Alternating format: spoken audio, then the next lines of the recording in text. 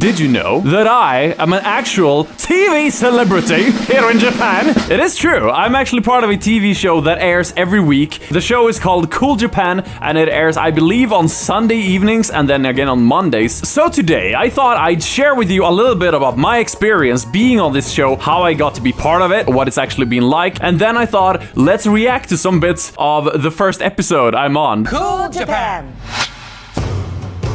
Now I sense that the burning question you all might have is, how did I get on?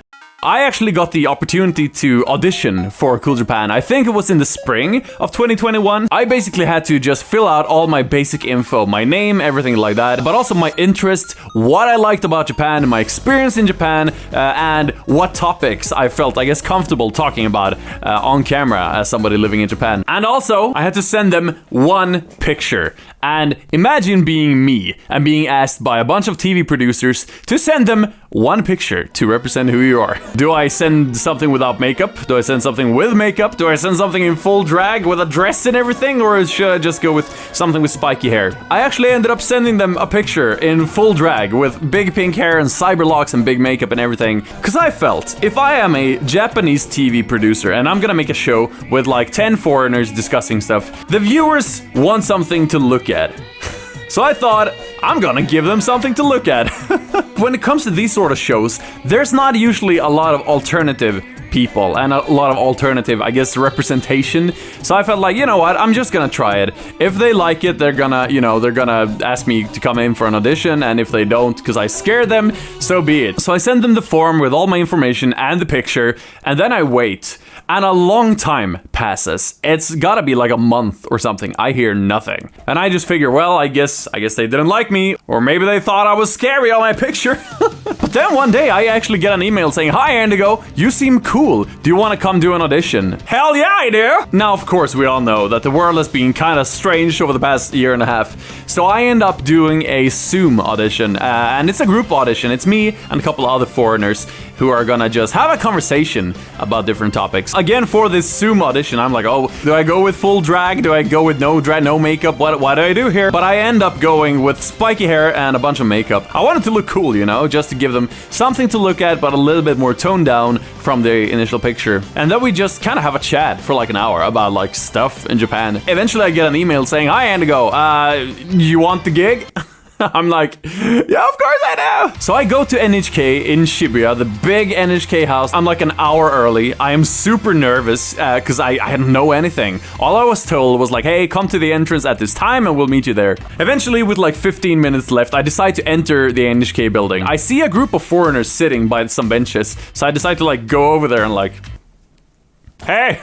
Sup? So I sit down there and everybody's like, hey, oh shit, wow, are you new here? I love your hair. And everybody's super nice. And I meet a lot of people. They're all from like different countries, like South Africa and England and America, and, you know, all over the world. So that was really cool. The time comes and a producer comes out and says, hey, Cool Japan people, follow me to the lounge backstage area. And at this point, oh man, at this point, I start questioning the universe. So here's what happened.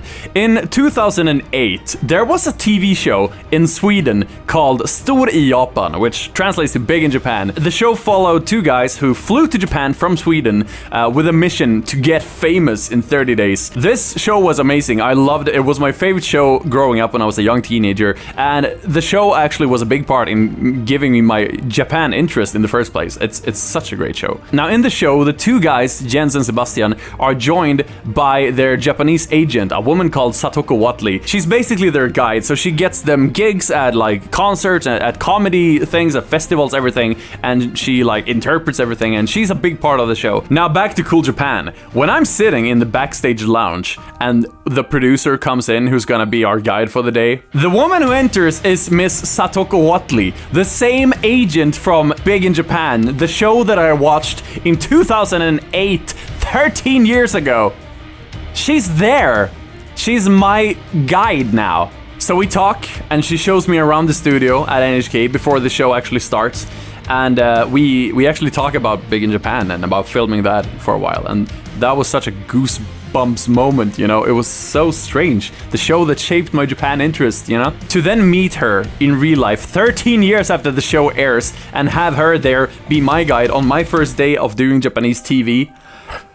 It kind of felt like the universe had come full circle, you know what I mean? This felt like destiny in a really strange way, and it's one of my favorite memories of my entire life. So eventually Satoko leads me and everybody else to the actual studio room where we are gonna film Cool Japan, and we sit down. I get a little earpiece with a translation. The cast comes in and the host comes in, who I recognize because he was still on the show when I watched it like 10 years ago. Then we do the show for like 2 hours or something like that, 2 or 3 hours. And all in all, I leave the studio feeling like I did okay, but I felt like I was being kind of nervous. I think it was gonna show on camera. Some time passes, and then on October the 31st, which is like 2 weeks ago-ish, the first episode, this episode, aired. Let's check out the episode just a little bit, see what it's like. Cool Japan! Yeah. So here's the style. If you've ever seen a Japanese TV show, it's the classic.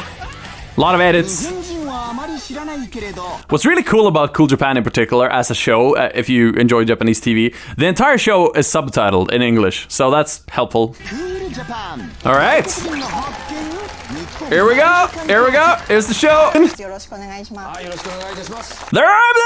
me. That's me. This was just when we started filming. I was so nervous. Can you tell from my strange posture and everything? I don't think I can show you the entire episode, so I'm very sorry. But let's skim through it. Let's see if we can find my appearances. I'm not in it a lot, by the way. But I'm in it a little bit. Well, actually, there I am, reacting to this little thing. So what they're talking about here is this location, which really resembled a place from a Ghibli movie, specifically Laputa, which I haven't seen. But I've seen Spirited Away, so that's the one I'm referring to. After that part, it cuts back to the studio, and they ask everybody, hey, what do you think about the dam that looks kind of like Laputa? And yeah, let's see what I have to say. All right.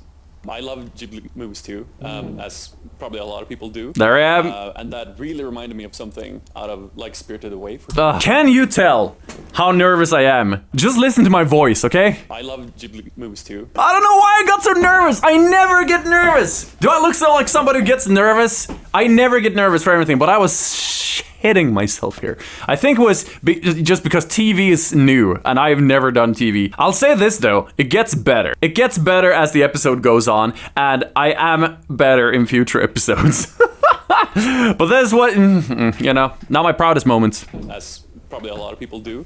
And that really reminded me of something out of like Spirited Away, for example. Again, Spirited Away. I haven't seen Laputa, you know, I was like, whatever. It has a Ghibli aesthetic going on. What more can I say? So there's just some kind of magic to it. Yeah, very good.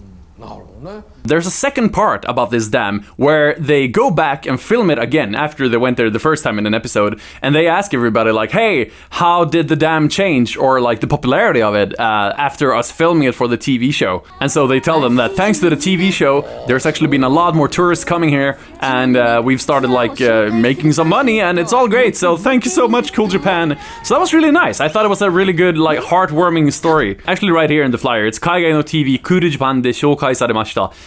So it's thanks to this TV show for showcasing this place. Thanks so much for bringing new tourists. Then of course we cut back to the studio, and they are like, hey Endigo, what do you think about this place becoming popular again, huh?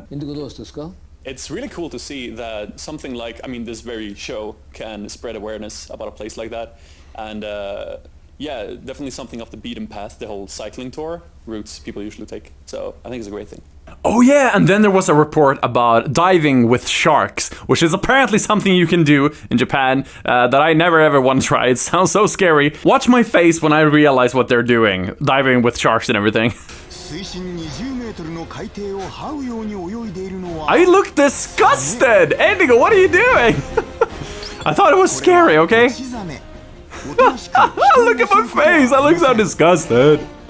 Then back in the studio, they start talking about train enthusiasts in Japan, like train photography nerds, people who love to photograph trains. And then they ask everybody like, hey, do you have train enthusiasts who like to take pictures of trains in your country?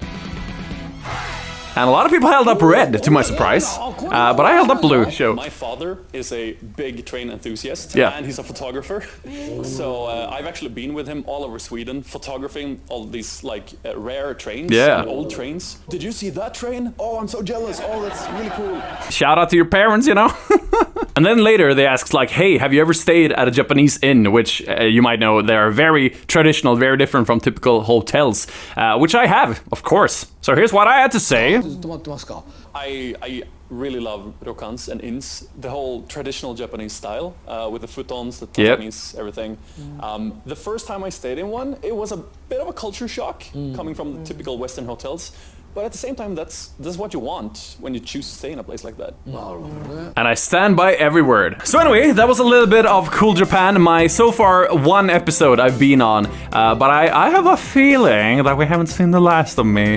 This has been a really cool experience so far, and I am so grateful that I've been able to join the show and do so many crazy things since moving to Japan 2 years ago. And this is just one of the funniest things I've done ever, I think, pretty much. So massive shout out to Cool Japan, NHK, everybody, and all the other foreigners too on the show. Thank you for having me so far, and I'm looking forward to hopefully doing more episodes soon. Hope you found this video informative and interesting. If you have any interest for Japanese TV or anything like that, maybe this gave you a little something to think about. Feel free to leave a comment down below if you have any thoughts about Japanese TV, if you've been on Japanese TV, or have any questions, anything about that. I'm happy to reply. Either way, thanks so much for watching. Leave a like if you enjoy this, and stay tuned for more stuff here on Endigo Pink. See ya. Cheers.